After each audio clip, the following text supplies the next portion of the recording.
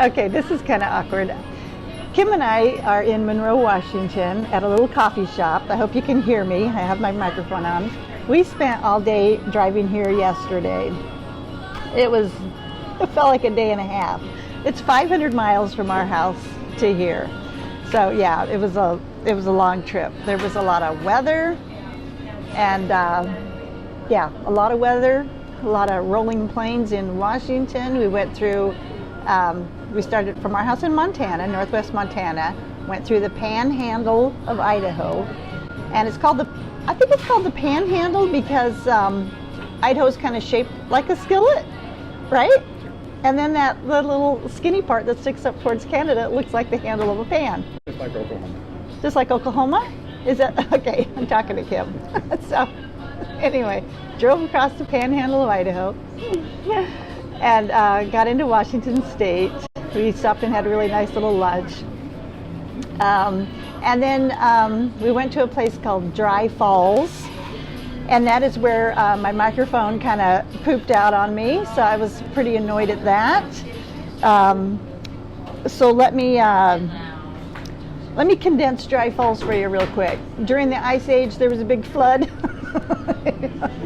and these dry falls you're looking at ended up being, the largest waterfall in the world, like 10 times all the rivers in the world right now combined. The water was coming over these falls. So they're dry. They're obviously dry now, but it was a pretty cool place to visit. And then, and then we stopped in the little town of Leavenworth. Holy cow, is that place adorable? I'm going to show you lots of pictures of Leavenworth. Such a cute little town, and they have a really cute little story too. So I got a little quote from their website. They say, believe it or not, our area wasn't always Bavaria. Instead, the towering mountain peaks and land was known amongst the Native Americans as some of the most plentiful land anyone had laid eyes on. Long story short, when they lost their logging and sawmill business, everything kind of went south for them. The railroad rerouted and moved out of town, and Leavenworth almost turned into a ghost town. They say the area scuffled along for more than 30 years, and in the early 1960s, the town leaders had a bright idea: change Leavenworth's appearance to draw visitors. If the gorgeous alpine hills had no equal except in German Bavaria, the city planned on completing the experience. This was no mere facelift.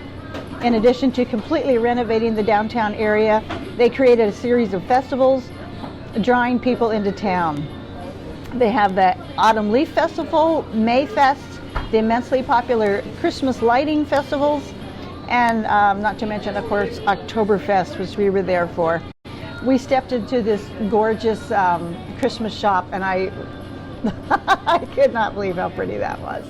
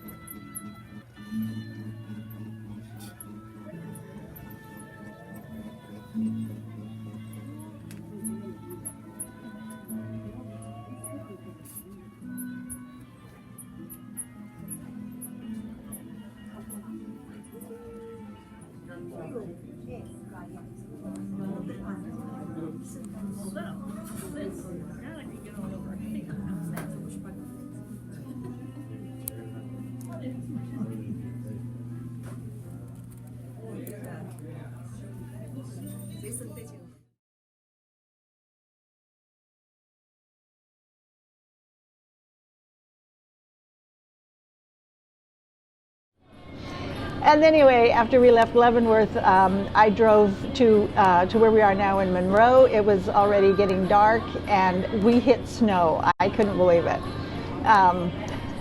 Well, Kim could believe it. Kim did believe it, didn't you? He didn't have a problem believing this kind of weather. It's early. We need coffee. So anyway, yeah, we left everything behind. My daughter and her family happened to have a trip planned to Boise at the same time, and so both our trips overlapped just for one weekend. So we did hire someone to come and house sit for us. Now this poor guy, Austin, I sent him 10 little videos on how to properly care for our little ducklings. Yeah, am I a little worried about them? Yeah, they have a lot of requirements, but he's going to take care of them and the cats and our big chickens. And I also just wanted to point out in my last episode, I did talk about how messy the ducks are, and I wasn't trying to gross anybody out, but they are messy, and I don't want anybody to go out and adopt chickens or ducks and think, oh, they're just the cutest little creatures and I'll make them into my house pet. No, that doesn't work. They are messy. Yeah. It's like we have farm animals in the house, and we do right now, until they're big enough to go out. So anyway, the hotel is fine, and soon we're going to make our way, well, not soon, after we relax for a bit, we're going to make our way to the Fiber Fusion Northwest, which is what I'm here for. I don't even think I've mentioned that yet. That's why we came. Fiber Fusion Northwest, people. 70, 78 vendors, something like that. A lot of vendors for me. I'm excited. It should be fun. I know most people are in Rhinebeck right now this weekend. Not most people, but most people who live around there are enjoying Rhinebeck, and I hope they have a great time. They will have 333 vendors to try to get to. I don't think I can possibly do that. And at Fiber Fusion Northwest here in Monroe, Washington, the entry into the Fiber Festival is free. Big plus, free parking too. So anyway, we're pretty excited about that, and I will try to show you what that looks like in a little bit.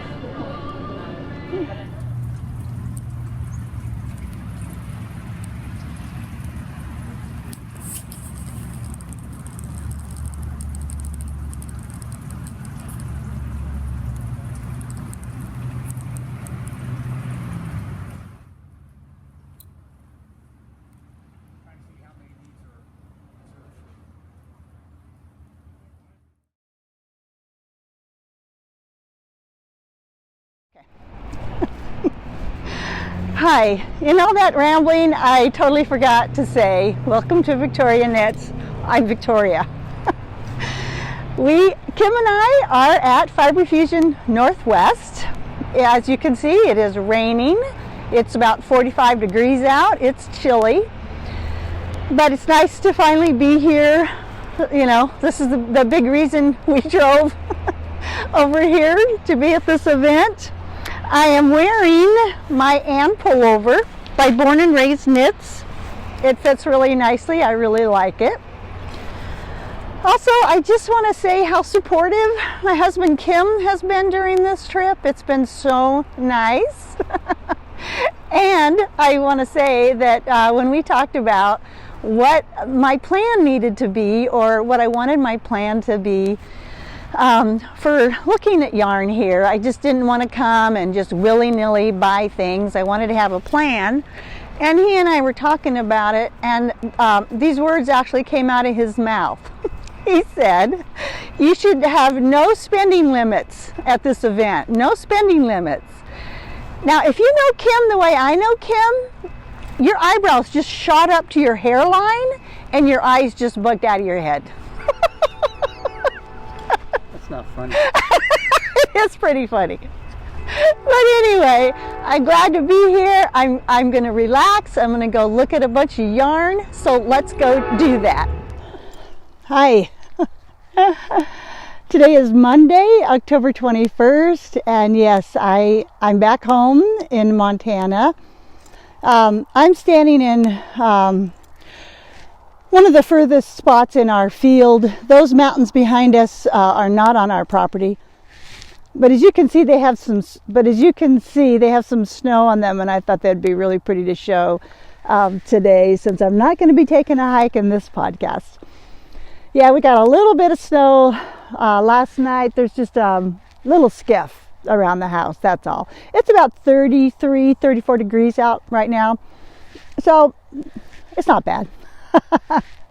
The sun's trying to peek through the clouds. It's looking really pretty.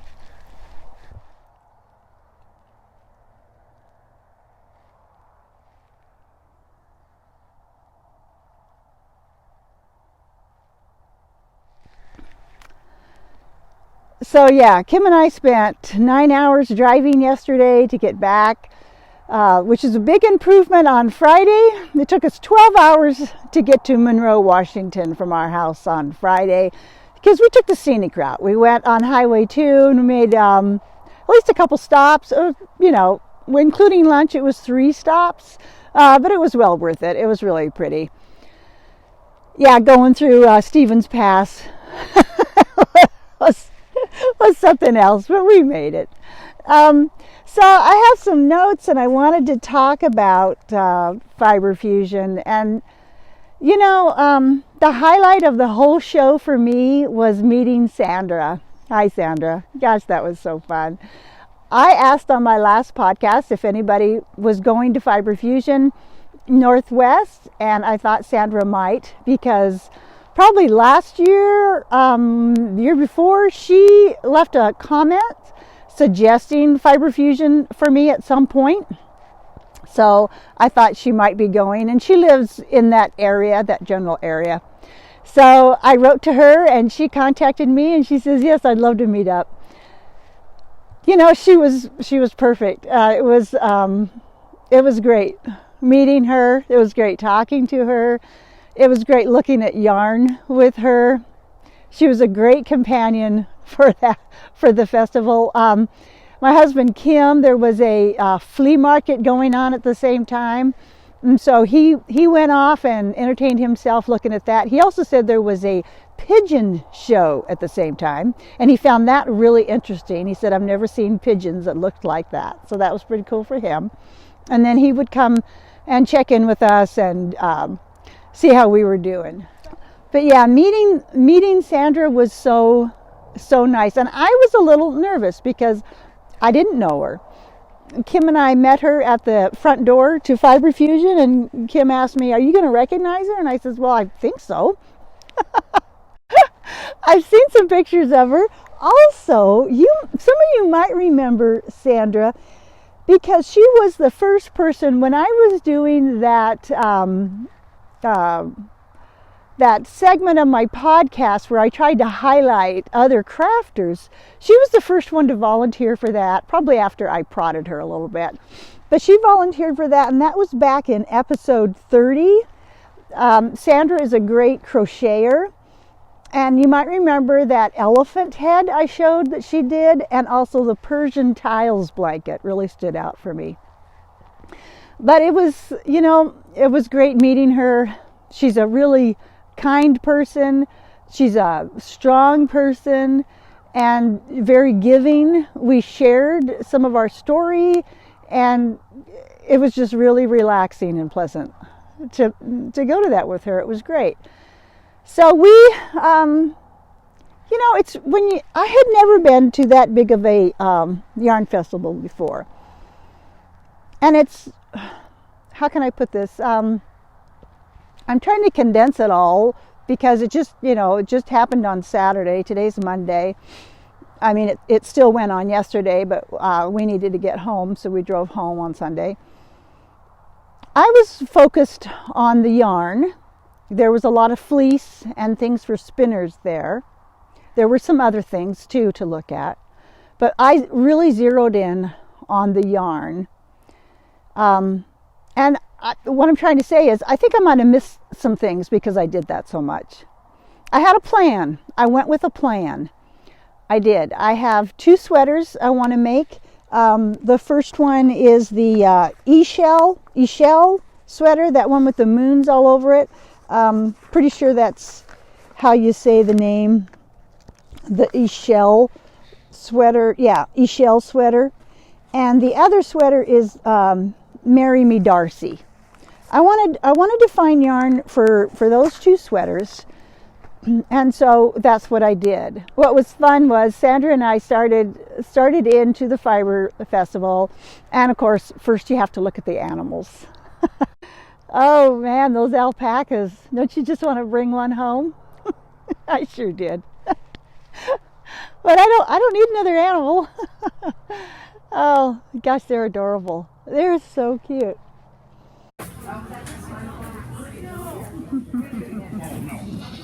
I did not expect to get oh, you're so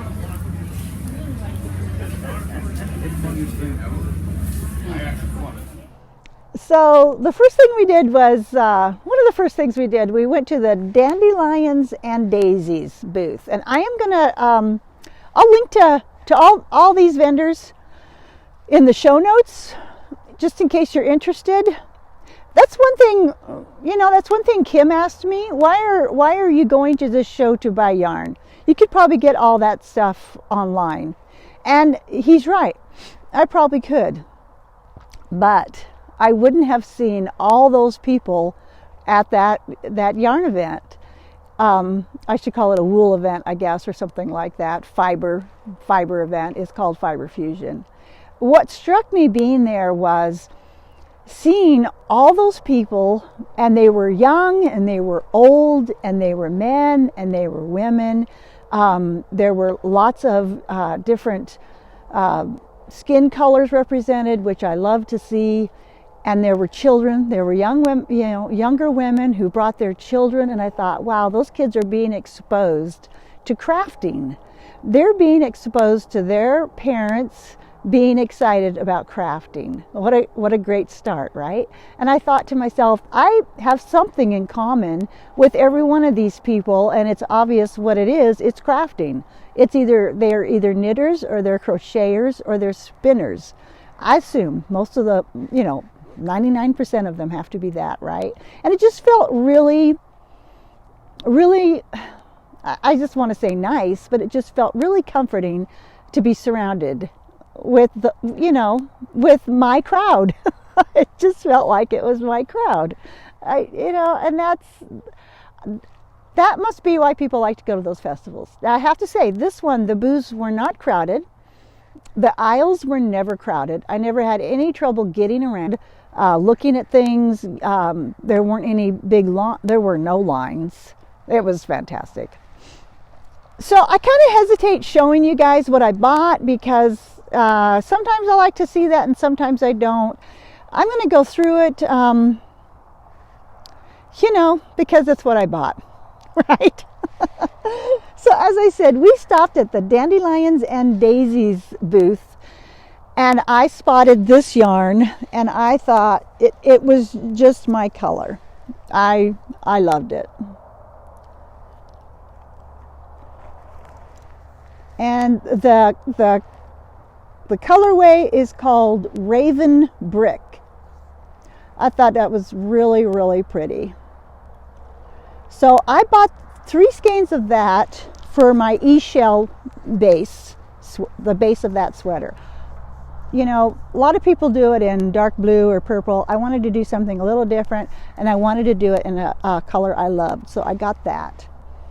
And I'll show you Sandra and I standing and talking to the woman in that booth. She was super nice. Everybody was super nice. Everybody was so nice.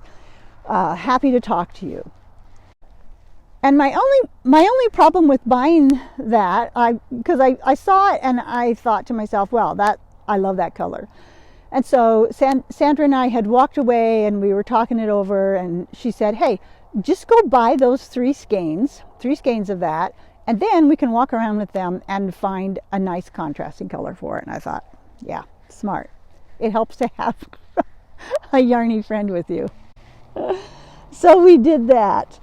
And where we ended up was I eventually got to the Shaggy Bear Farms booth, and I talked to a woman named Wendy. And you know me, I was trying to pick up pink and make it go with that rust-colored yarn. It is rust-colored, Sandra. It kind of is, isn't it? It's a dark red rust.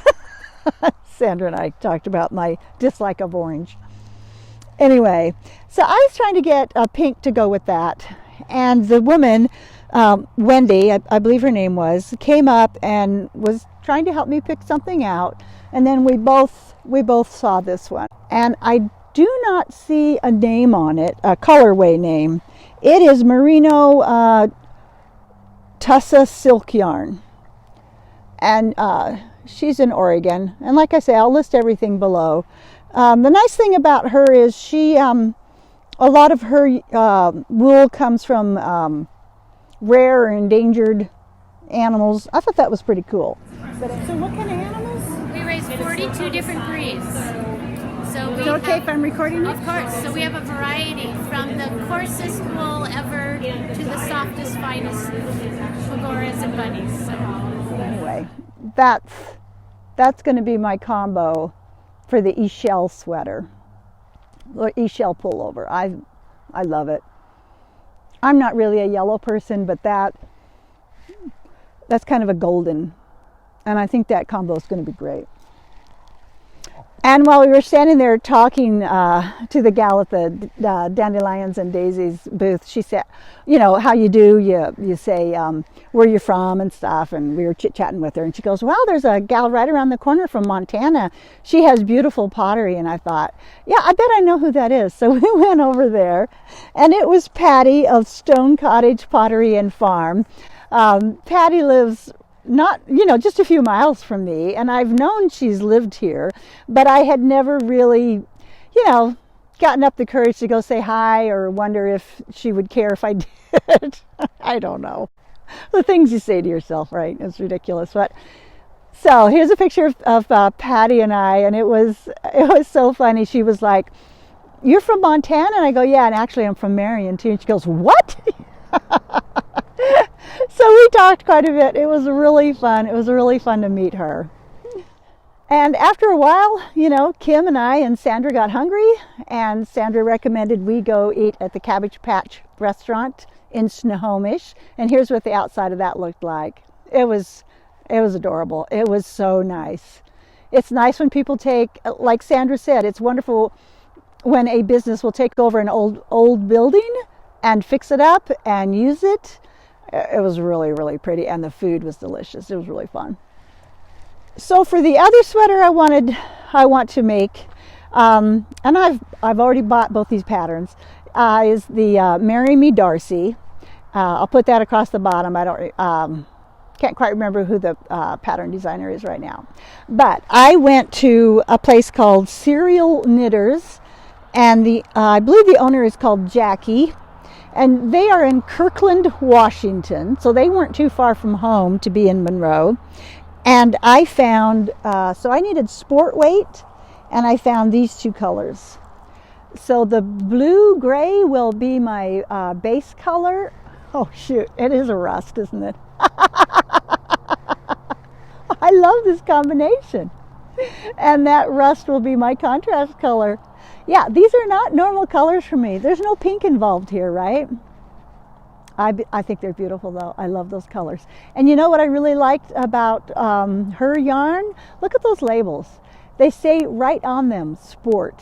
You don't have to squint and use the full strength of my bifocals to read what the weight is, to check it.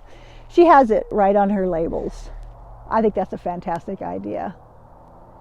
And I heartily approve of that. And then twice I went to the Abstract Fiber booth, and her name was Lori. She's from Portland, and I picked this up twice. So I figured, you know what? I must really need that.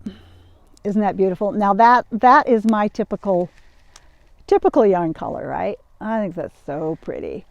And the colorway is called Danger colorway. And I'll throw in a picture here of Lori in her booth. She was nice enough to send me a picture. I forgot to get one when I was there, and she sent me this cute picture.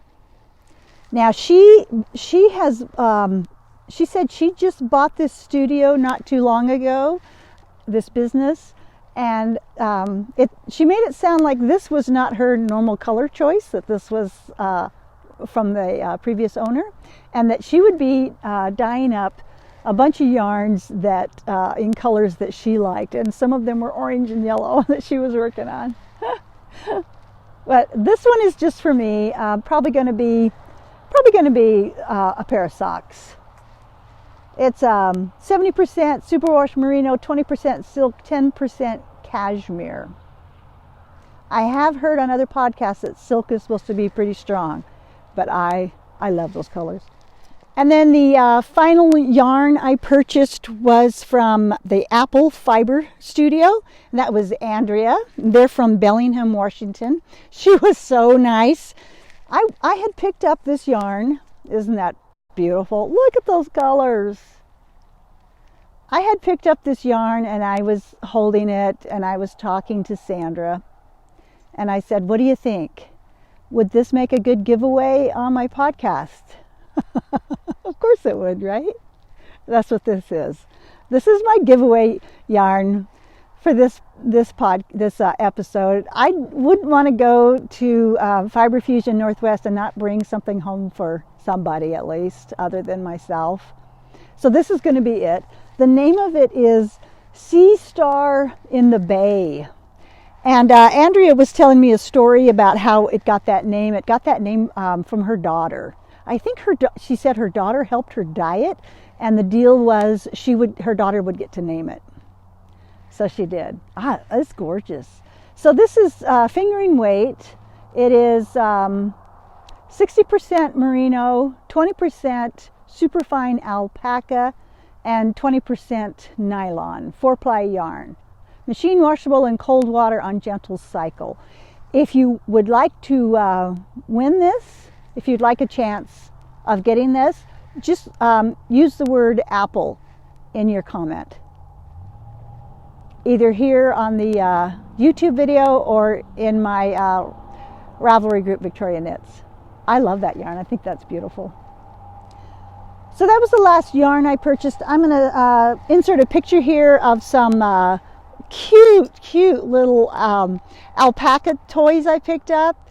Look at those little white ones. They are so adorable. Sandra and I were looking at those and they didn't have a price tag on it, and we went and found the woman who made them, the owner, and we said, how much are these? And she goes, well, would $2 each be too much? And I was like, that's not enough.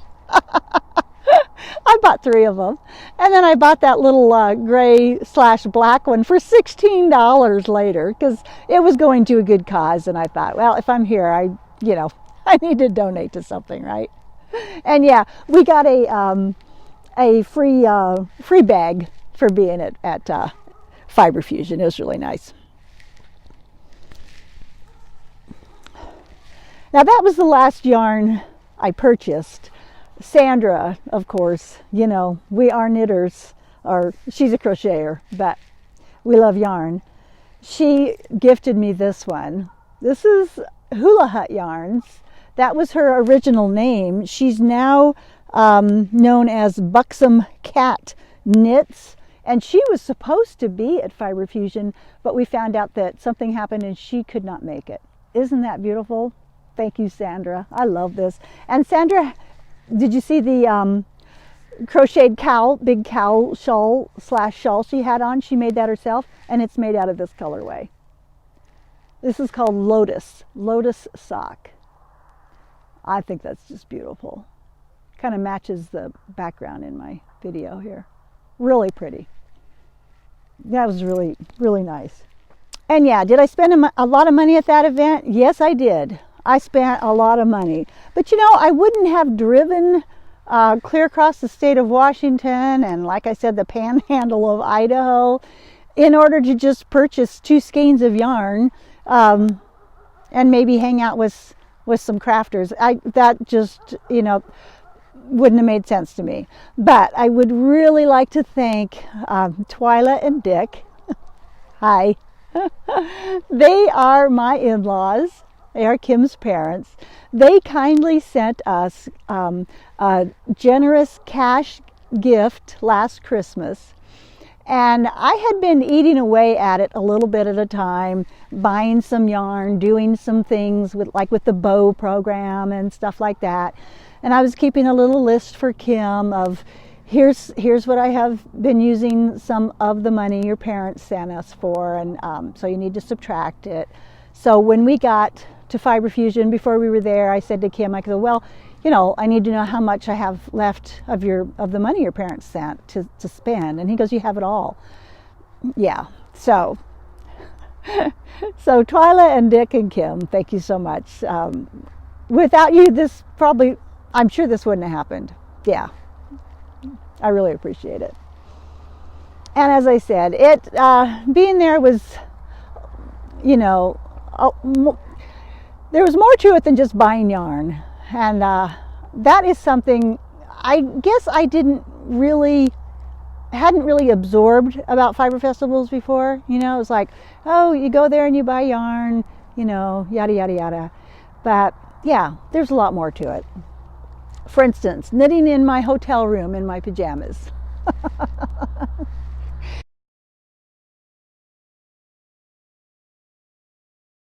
And rain, and more rain, for crying out loud. Until I get there, I always forget Washington and their weather. Look at that. The sun is shining. Blue sky up there. But you know what? It's still raining. I don't think it ever stops raining here.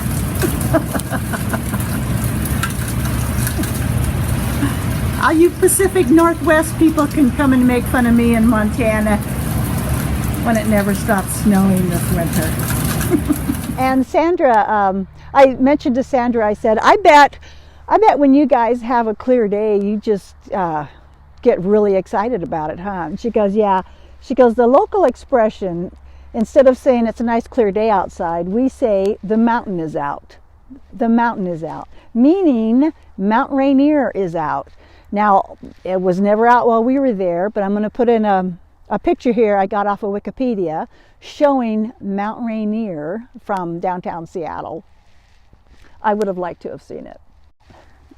What we did see was this beautiful sunset on our way to dinner on Saturday night in Snohomish, and this beautiful rainbow.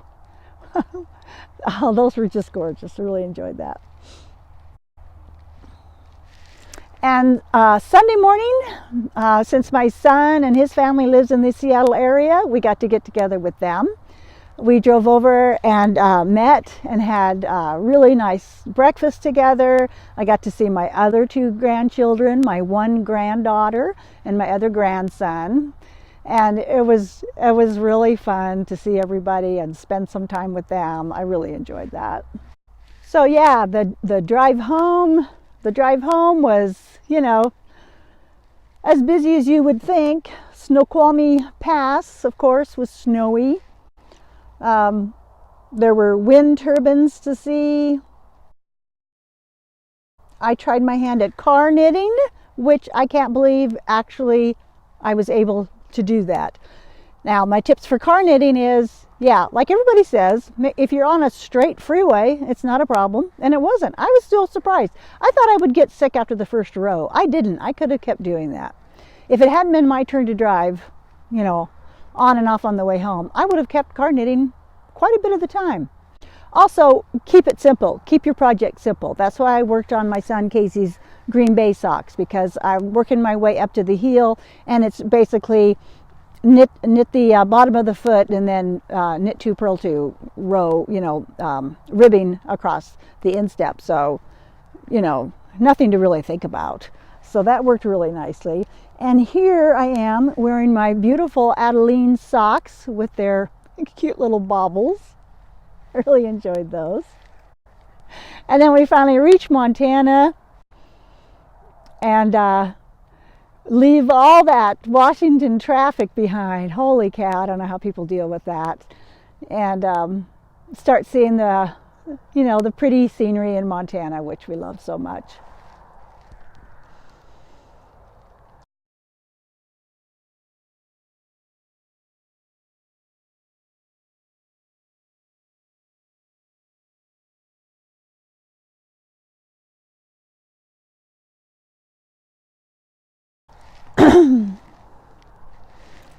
It's really good to be home. Austin, our house sitter, took great care of all the animals. And the ducks, we were gone for 3 days, and I swear those ducklings grew by a third. My daughter said when she saw them, she thought they had doubled in size in a week. And my grandson's Russell, I was talking to him this morning. He was asleep when we got home last night, but I was talking to him this morning, and I swear, I told my daughter, I says, what, has he aged a year since you guys left? It's funny being around other people and other kids, and Russell was going on about 2 airplanes. We went on 2 airplanes. He really loved it. Oh yeah, and Nico too, getting so big and grown up. So I did want to talk about what I've been watching, some podcasts, not TV shows. I've been watching Lorraine. She podcasts from the UK. Her podcast is called L&S Crafts, and I will link below. She crochets and knits, and she is the mom of 2 children. I really enjoy watching her. And Christine from Sweet Lavender Knits podcast. She's in Toronto, Canada. She knits, crochets, and sews. And she's also hosting a knit along called the Year-End Work in Progress Down Knit Along. You can check it out on her Ravelry group. And I will link to everybody below. And while I'm at it, if you want to contact me on Ravelry, I am Victoria Jean. On Instagram, I am Victoria Jean W. And I have my Ravelry group, Victoria Knits in Ravelry. You can always email me at vjwilliams54@gmail.com. And I really appreciate everybody who does that too. It's really fun to have that personal connection with some of my viewers. I've really enjoyed that. And don't forget to watch Joey Scarf's the latest episode of Joey Scarf with Linda. Hi, Linda. She and Jan from Jan's Crafty Crochet are hosting a cardigan make-along. And I think it's going to start November. You need to go check it out. I think that's going to be fun. They're going to give you lots of time to get through it because they realize the holidays are coming up. I also wanted to mention those of you who enjoyed 2 episodes ago when I read that short story by my friend Chris Latre. His book, One Sentence Journal, won the award for the High Plains Book Award for the best first book. So congratulations to Chris. I think that's great. And let's see. I had a lot of notes here, a lot of things I needed to say. Oh yeah. So the off the porch segment is going to be kind of different this time because I was in our kitchen and I was filming on my iPad as I do. Kim walked by and he only had a towel on because he was on his way to take a bath. And I hollered at him, "You're ruining my video." And he said, "What are you doing? Is this a segment going to be called The Other Side of the Porch?" So I thought, yeah, it is. So that's coming up. And those cookies, most of those cookies went to my niece Eva. Hi, Eva. Because she expects sugar cookies on her birthday, and I'm happy to provide. I also sent her this pair of Not Your Average Cat Lady socks that I knit by Emma Carrion. I pretended on my podcast that they were for me, so she wouldn't know it, but they were actually for her. So yeah, there's not a lot of off the porch segment. I took the ducklings out into one of our cold frame / greenhouses and let them run around for 2 days last week. I spent 4 hours out there with them, and I actually did some knitting and just kept them company because I didn't want cats to get to them, which, is a possibility, or some other wild something that hurt little helpless ducklings in the cold frame. So I kept a close eye on them. I would leave them to go get some lunch, or go use the restroom or whatever, but I mostly stayed out there with them, and it was nice because when it's sunny out, that cold frame / greenhouse, it heated up to over 100 degrees. I had to actually crack one of the doors a little bit to cool it off in there. So it was really nice for them. They got some exercise. They got to run around and, eat some grasshoppers. They had a good time. It was really fun. So I don't think there's anything else. Gosh, please don't ever hesitate to contact me. I'm always happy to hear from somebody. I had a viewer, Jean, email me the other day with a suggested for Nico's eczema. Hi, Jean. I so appreciated that.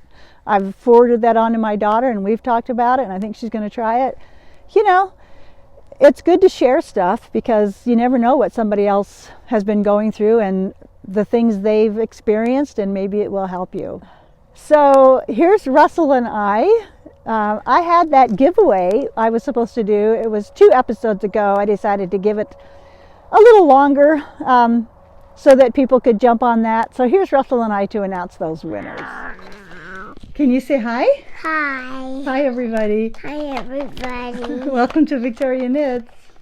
Welcome to Victoria Knits. We have a giveaway. We have a giveaway. They won't be able to hear you if you keep doing that. Yes, we have a giveaway. Yes, we have a giveaway. In episode 38.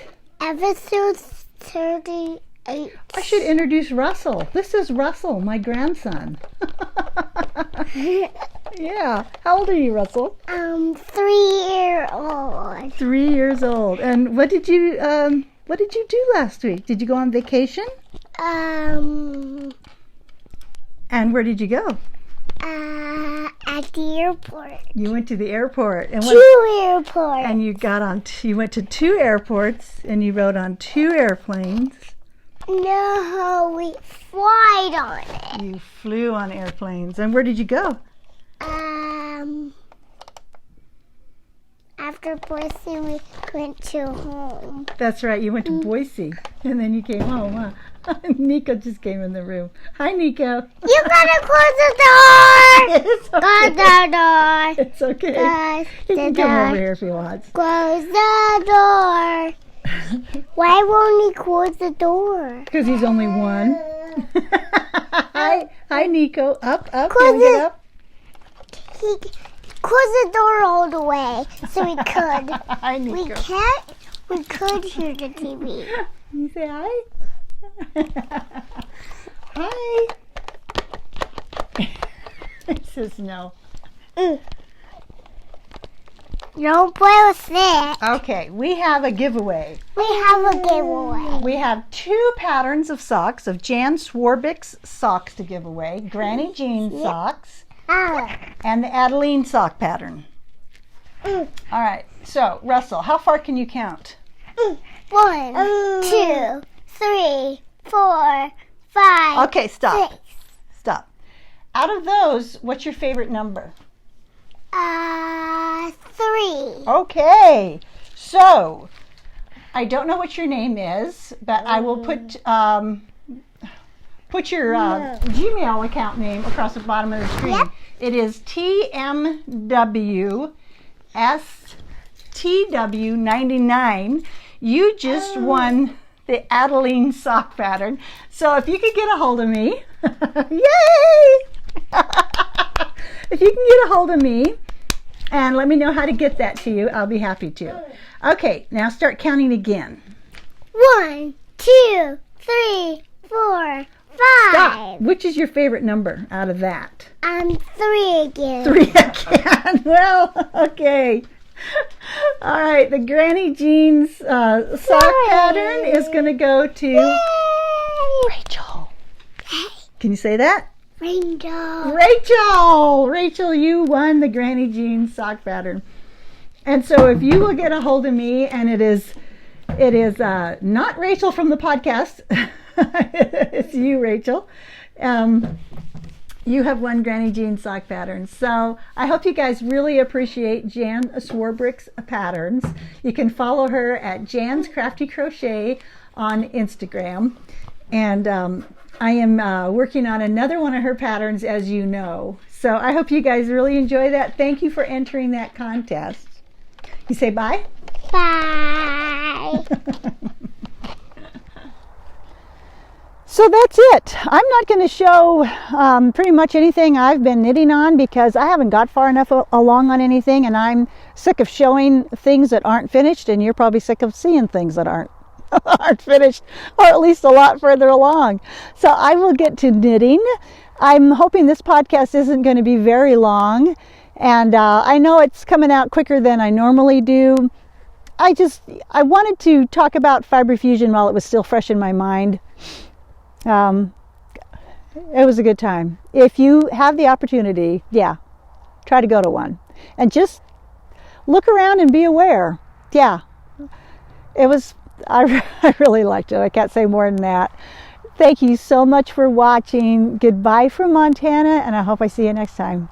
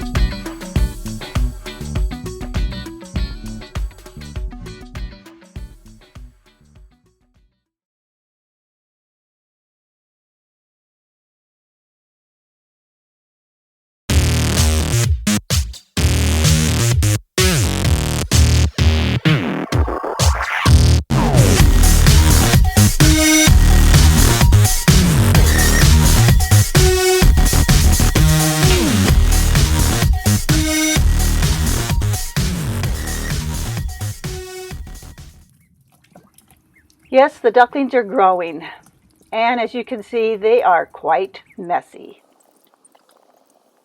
It was sunny out for a couple of days, so I got them out in our cold frame / greenhouse, which was very warm. They loved it. Look how sweet they are when they're sleeping. Let's just enjoy this for a little bit.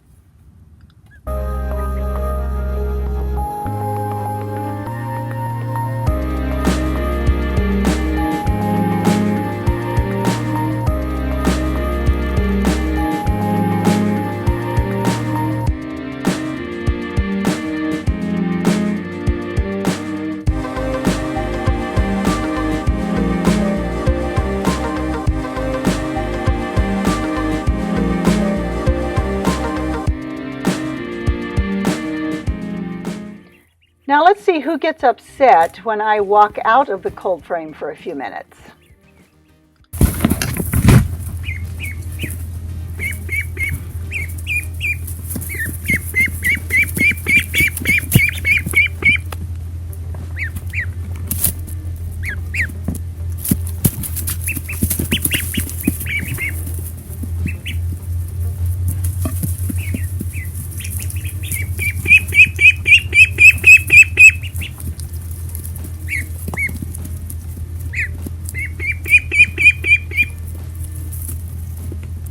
Yeah, it's Lilia, and Lilia only. She's the only one that considers me of any kind of importance. It's pretty funny to me.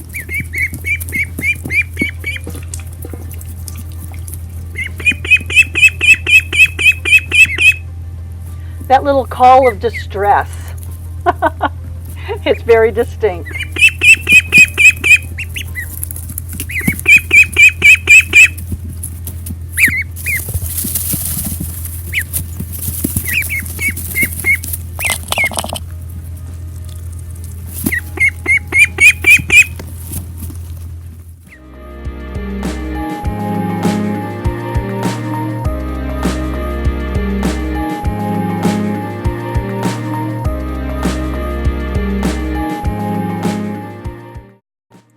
And now I'll let you listen to how they normally sound. It's a series of little chirps and whistles. It's pretty cute.